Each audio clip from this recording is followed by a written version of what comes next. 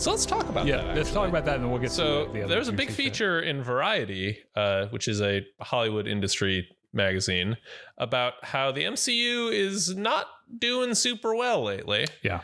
For a myriad of reasons, which in no particular order. First, Jonathan Majors. Yeah. They have built like the next, 3, 4, 5 years of the MCU around the character Jonathan Majors plays. And there's a very he's about to have his days in court. He was the next Thanos. Yeah. And there's a very good chance that he could end up going to prison, or at the very least being revealed as the sort of human trash that you don't want being the face of your franchise. Yeah. And we've mentioned this the last few times talking about Loki season 2, because he is a fantastic actor. Mm-hmm. And it really, I was talking to John about this the other day, and I think we've probably talked about it as well. It's kind of like how I love Kevin Spacey's acting, mm-hmm. right?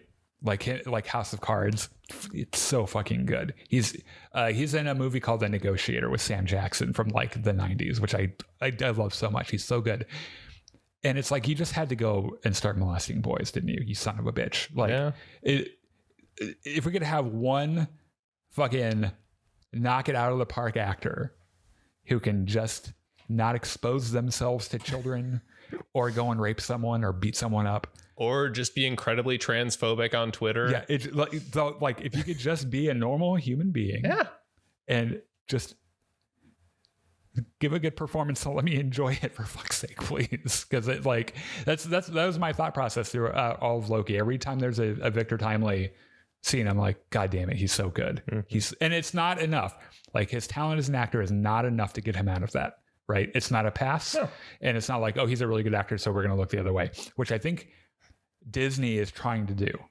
Yeah. I think they're like, we'll see how everyone responds to him and see how popular it is. We'll see how the trial goes. Maybe it'll all just blow over. Yeah. And if it does, then we don't give a fuck what he did, and we can just keep him in it. And that's also really gross. And fuck you, Disney, for doing that. So, But the hits don't stop there, because there's a bunch of shit in this article. Yeah.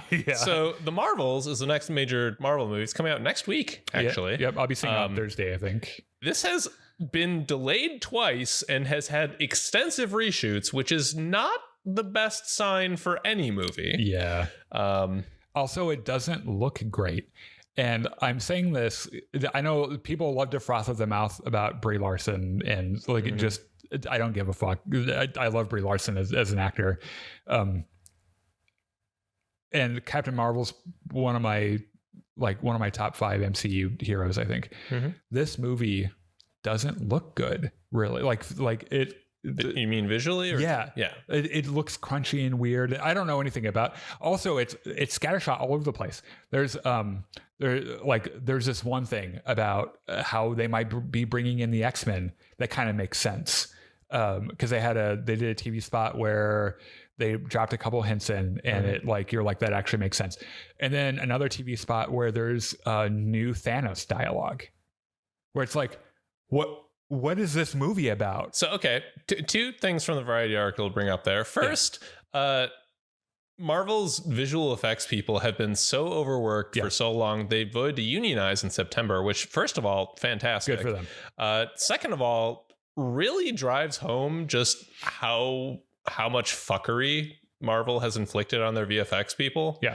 Because when every single one of your movies and a bunch of your TV shows rely on extensive CG just to get a character to look the way they're supposed to. Yeah. Even when they're just, standing there talking, let alone moving and doing all the superhero shit. Yeah.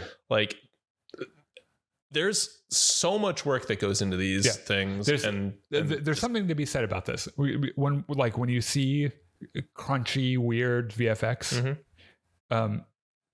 it's not because the VFX people want it to look that way. Yeah, you don't like those artists they're brilliant people who, if given enough time, could make an Avatar Avatar the Way of Water quality thing, right? Problem is they're never given enough time. They're like, we need Captain Marvel to glow binary, and she needs to go headbutt a ship, and you have 5 minutes to do it. We need it. We need it in 3 minutes, and the VFX artist is like, I guess we'll use some After Effects, and I guess I don't get to see my family for the next 5 months, and they don't have enough time to make it amazing. So like, they're forced to cut just corners, make on it stuff. work, and Which, by the way, if you want to know more about this, and a lot of people know about this YouTube channel. It's a very famous YouTube channel called Corridor Crew, which is staffed by like VFX artists, and they do a lot of VFX artist reacts videos to like bad and good, and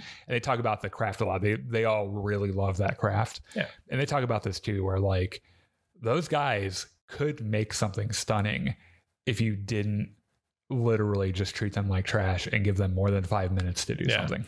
And the other side to what you were talking about, the scare shot, like too many things being in this, the writing has not been fantastic for a lot of MCU stuff. And that Secret Invasion is a good example of that.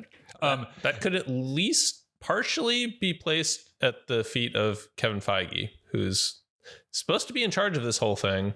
And like they mention in the article, like one insider source at Marvel's interview, and they say like his great strength is being able to pull everything together at the last minute, like in post-production, and make everything make sense.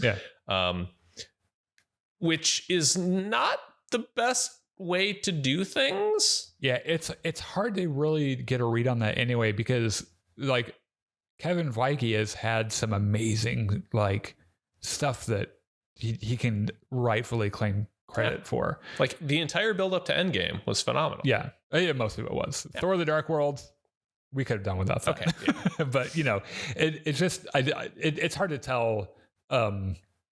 It's hard to tell any one specific thing. I know that people generally are like, "Oh, Kevin Feige is at the top of this. Maybe it's his fault." I think that Marvel probably has a systemic problem that kind of comes from how do we make as much content for as little money as we possibly can. And like that's the first concern. It's like we don't care if we're creating art or anything. We need pounds and pounds and pounds of content, and it needs to cost us nothing to make it. Yeah. It reads to me like a lot of this boils down to the same issues Star Wars was having for a while, where, they were putting out a movie every year and trying to fill everything else with Disney Plus People shows. were fatigued with it. It's and like right around the time Solo: A Star Wars Story came out and bombed, they're like, okay, we need to push the brakes a little bit. Let's slow down. Let's try to make things that are actually good and see how that does. And then some things they made that, were, I don't know. And they had some misses since then, but they've at least like recognized the problem. Yeah. Right. And I don't know that Marvel has hit that point yet. I think they might think that they're invulnerable, or at least maybe they used to think they're invulnerable for it, because Marvel was Disney's money printing machine. Like that shit made so much money. Didn't Infinity Wars and then, Infinity War and then Endgame both like set the record for most highest grossing movie ever? I don't think I think Endgame did. They did an extra run in theaters so it could beat the first Avatar. Right. Yeah. And then they held that title for a while, and then they did, or was it Titanic? I think it was Titanic. Yeah. And then so they did a theatrical run of Titanic so they could get it back, which like that whole thing aside, that's goofy as fuck. But like, yeah, I mean, Endgame, Infinity War and Endgame were both a cultural phenomenon that people were crazy about. They mentioned in the article, I think the statistic is 32 movies that collectively made a total of like $30 billion.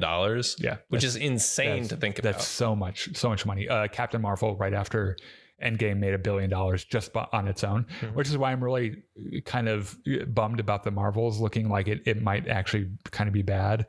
Which I'm going to go watch it. I'm going to give, I mean, like I said, I love Captain Marvel. It like, if anyone's going to give it the chance it deserves, it's going to be me. So if I walk away from that movie being like, oh, that sucked. Yeah. It really sucked. Right. Yeah. And that's why I was kind of upset, because like, people love to shit on Brie Larson and Captain Marvel, but that movie made $1 billion. Like, people did not dislike the movie. Yeah. And on a larger scale than just the people complaining on the internet. Right. So, and I think in this also in the variety thing they were talking about, there was some problems with Blade. Yeah. Marshall Ali was having some problems with it and maybe was going to quit at one point. Their lead was unhappy. I believe it was writing and multiple rounds of trying to rewrite to find the plot. I don't know. I hope they get their shit better or their shit together. When I see the stuff about Marvel Spotlight, this new thing we're doing, it's kind of like, they're just throwing shit at the wall to see what people respond to, and then they'll go from there. And it's like, if you could just focus on maybe spending a little bit more money on it and just making it good, like just committing yourself to the quality of it, not the quantity of it, maybe it'll be better. Maybe. But hey, I don't work in Hollywood, so what the fuck do I know?